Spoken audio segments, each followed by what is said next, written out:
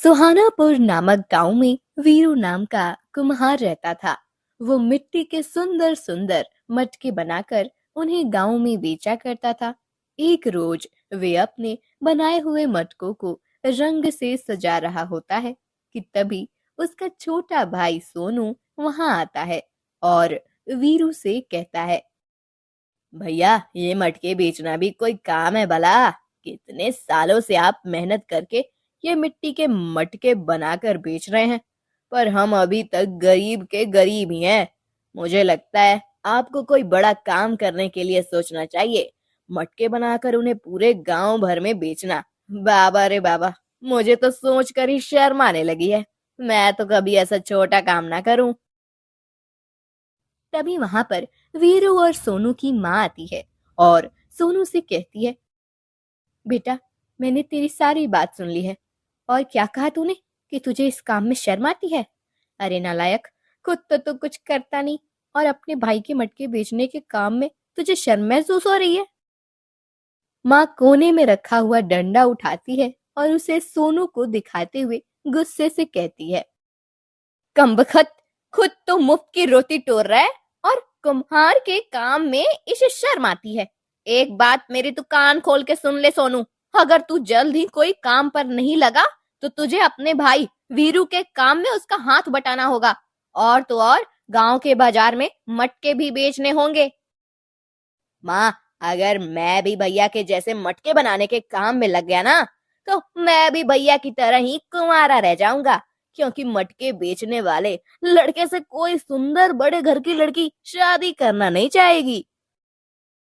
हाय रे कमबख्त, अपने बड़े भाई के बारे में ऐसी बात बोलते हुए तुझे जरा भी शर्म नहीं आई? और मैं जानती हूँ कि एक ना एक दिन मेरे वीरू को सुंदर सुशील लड़की जरूर मिलेगी।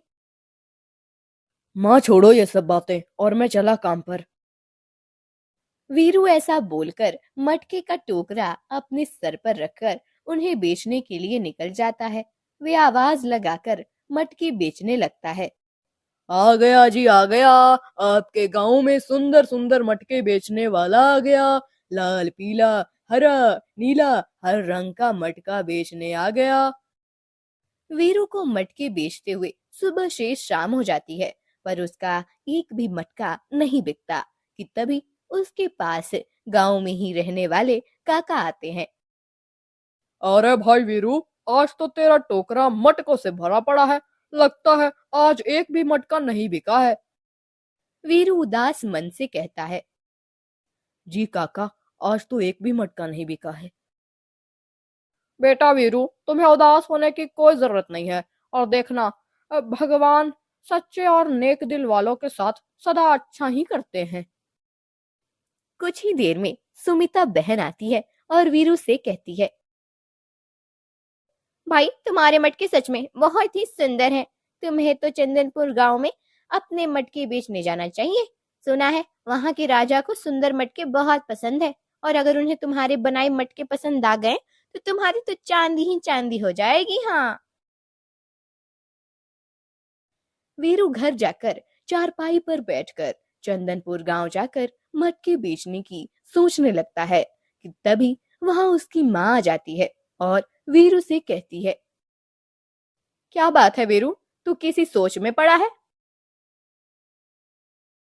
माँ, मैंने सुना है कि चंदनपुर के राजा को रंग बिरंगे मटके बहुत पसंद है, इसलिए मैं कल ही वहां पर मटके बेचने जाऊंगा। मगर बेटा, चंदनपुर गांव तो हमारी गांव से बहुत दूर है। माँ कुछ भी हो, मैं वहां जाकर मटके जरूर बेचूंगा।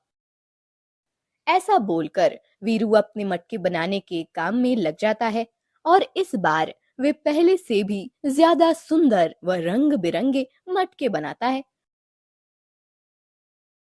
सुबह होते ही अपना टोकरा सिर पर रखकर चंदनपुर गांव के लिए निकल पड़ता है। उसे चलते हुए सुबह से शाम हो जाती है, पर जैसे ही वे चंदनपुर गांव में पहुंचता है कि तभी उस गांव की औरतें वीरू के पास आती हैं और वीरू के रंग बिरंगे मटकों की तारीफ करने लगती हैं। बेटा, मटके तो तेरे बहुत ही सुंदर हैं। वैसे तुम इस गांव के तो नहीं लगते हो।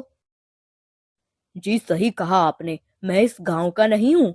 मैं सोहनपुर गांव का रहने वाला हूँ और मैंने सुना है कि इस गांव के महाराजा जी को सुंदर व रंग बिरंगे मटके बहुत पसंद है।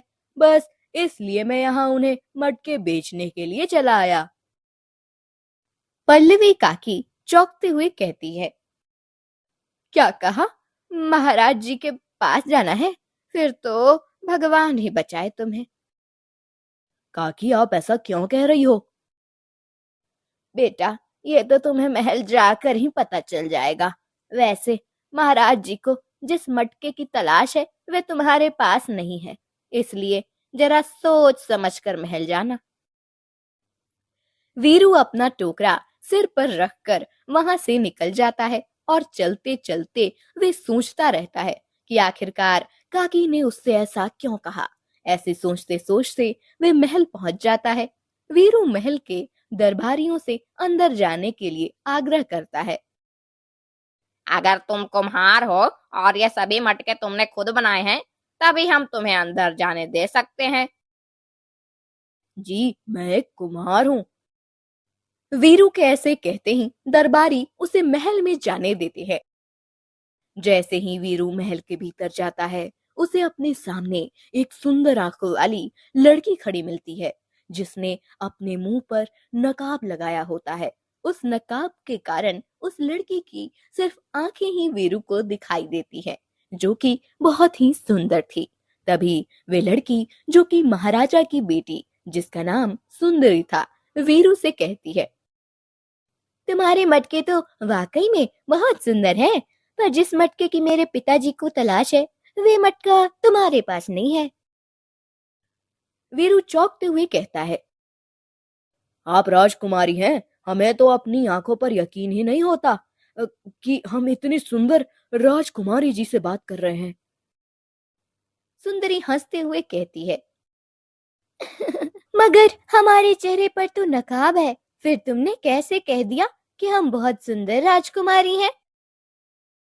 वीरू मुस्कुराते हुए कहता है, जिसकी आंखें झील जैसे सुंदर है, तो भला उसका रूप तो सुंदर होगा ही ना। वैसे इंसान के रूप से ज्यादा उसका दिल अच्छा होना चाहिए, और यकीन से कह सकते हैं कि आप बेहद नेक दिन राजकुमारी जी हैं। तभी महल में महाराजा जी सुमेर सिंह आकर अपनी गद्दी पर विराजमान होते हैं।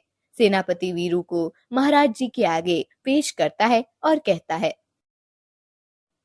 महाराज, यही है वे कुम्हार जो आपको अपने मटके बेचने आया है। मटके तो तुम बहुत अच्छे बनाते हो। महाराज की जय हो। महाराज, ये तो मेरा सौभाग्य है जो आपको मेरे मटके अच्छे लगे हैं। मगर हमें इन मटकों में से कोई भी मटका नहीं चाहिए। हमें तो उस विचित्र सुनहरे मटके की तलाश है, जो कि काली पहाड़ी नामक एक घने जंगल में स्थित है, और उसे एक नेक दिल व समझदार कुम्हार ही लेकर आ सकता है। और अगर तुम वो मटका हमें ला कर देते हो, तो हम उसके बदले में जो तुम्हें चाहिए होगा, हम तुम्हें वो जरूर देंगे। सोच लीजिए महाराज, हमें जो चाहिए वो आपको देना पड़ेगा। हमने एक बार जवान दे दी सो दे दी, मगर तुम्हें भी एक बात का ध्यान रखना होगा, और वो ये है कि वे जंगल कोई आम जंगल नहीं है। वे बहुत ही खतरनाक जंगल है। उस जंगल में अभी तक जो भी कुम्हार वो विचित्र मटका लेने गया, वो वहां से वापस नहीं लौटा है। आखिर ऐसा क्या राज है इस सुनहरे मटके का, जिसे पाने के लिए महाराजा जी कुछ भी देने को तैयार है? वीरू महाराज से कहता है, महाराज जी, मेरा आपसे वादा है कि मैं वो मटका जरूर लेकर आऊंगा। वीरू महाराज को हाथ जोड़ता है और कुछ कहे बिना ही उस मटके की तलाश में जंगल की ओर निकल जाता है। 2 दिन बीत जाने के बाद वे जंगल पहुंच जाता है। वीरू को बहुत प्यास लगती है। तभी उसकी नजर उस जंगल में बनी एक कुटिया पर पड़ती है। वीरू खुशी से उस कुटिया में जाता है और वे अपने सामने एक बुढ़ी कुबड़ी औरत को देखकर हैरान होता है। माँ जी, बहुत प्यास लगी है, क्या पीने के लिए पानी मिलेगा? कुबड़ी औरत वीरू के हाथ में पानी से भरा लोटा थमाते हुए कहती है, बेटा, लगता है कि तुम भी उस सुनहरे मटके की तलाश में भटक रहे हो, मगर एक बात जान लो, उस मटके तक पहुंचना आसान नहीं है। वीरू हैरान भरी नजरों से उस कुबड़ी औरत को देखता है और वे उनसे कुछ कह पाता कि तभी कुबड़ी औरत वीरू से कहती है, लगता है तुम्हें भी बाकी लोगों की तरह ही उस मटके के बदले में महाराज से उनका सब कुछ मांगने वाले हो। माँ जी, मैं गरीब जरूर हूँ पर लालची नहीं। तुम मुझे सच्चे इंसान लगे हो, इसलिए मैं तुम्हें उस सुनहरे मटके तक पहुंचने का रास्ता बताती हूँ। पर जब तुम्हें वो मटका मिल जाए तो सबसे पहले तुम्हें उस मटके को मेरे पास लाना होगा। जी, यदि आप उस मटके तक पहुंचने में मेरी सहायता करेंगी तो मैं जरूर वो मटका आपके पास लेकर आऊंगा। मेरी कुटिया से कुछ ही दूरी पर एक विशाल बरगद का पेड़ है, बस उसी की गोद में रखा है वे विचित्र सुनहरा मटका।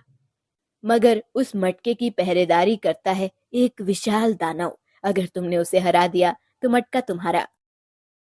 वीरू जरा भी समय बर्बाद किए बिना उस बरगद के पेड़ की तलाश में निकल जाता है और जैसे ही उसे वे विशाल बरगद का पेड़ दिखाई देता है तो वो उसके पास जाकर उसे निहारने लगता है कि तभी उसकी नजर नीचे रखे उस सुनहरे मटके पर पड़ती है।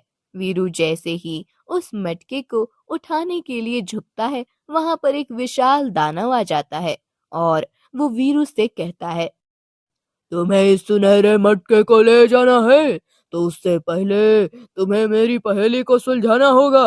अगर तुमने मेरी पहेली का सही उत्तर नहीं दिया तो मैं तुम्हें कच्चा चबा जाऊंगा। तो तुम तैयार हो? हाँ, मैं तैयार हूँ। ऐसा कौन सा फल है जिसे कभी खरीदा नहीं जा सकता? मेहनत का फल।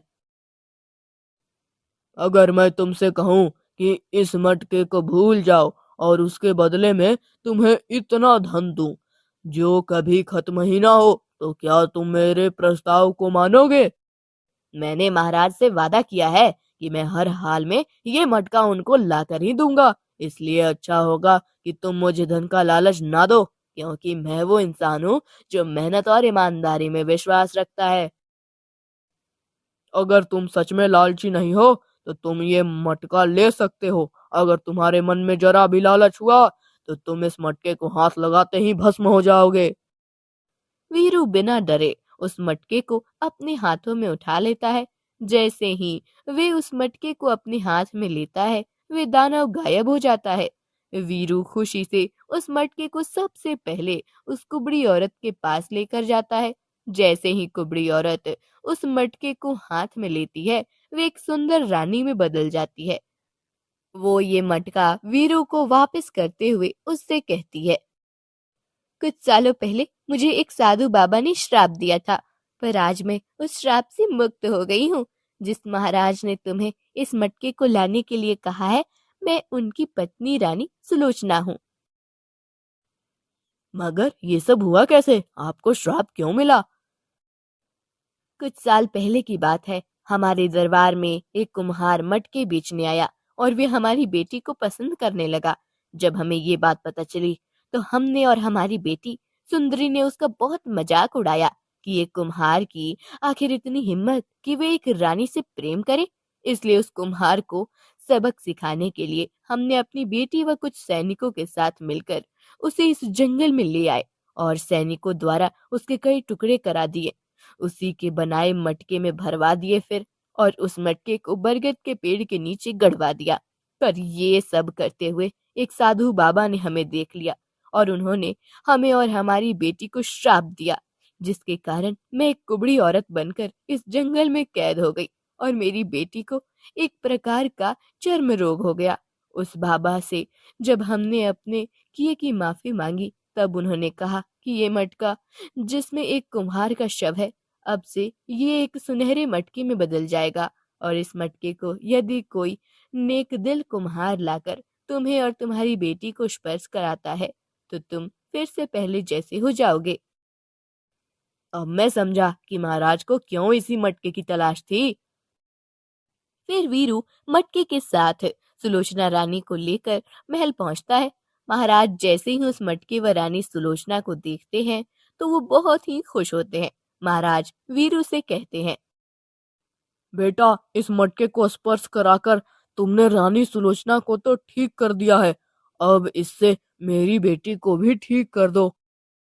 महाराज की बेटी जैसे ही अपना नकाब हटाती है तो दरबार में खड़े सभी दरबारी उन्हें देखकर बहुत हैरान होते हैं। तभी वीरू वे सुनहरा मटका लेकर महाराज की बेटी सुंदरी के हाथों में देता है, जिसे स्पर्श करते ही सुंदरी चर्म रोग से मुक्त हो जाती है। महाराजा वीरू से कहते हैं, तुम्हारा जितना धन्यवाद किया जाए उतना कम है। आज तुमने वो कर दिखाया जो आज तक कोई भी कर नहीं सका, इसलिए कहो तुम्हें क्या चाहिए।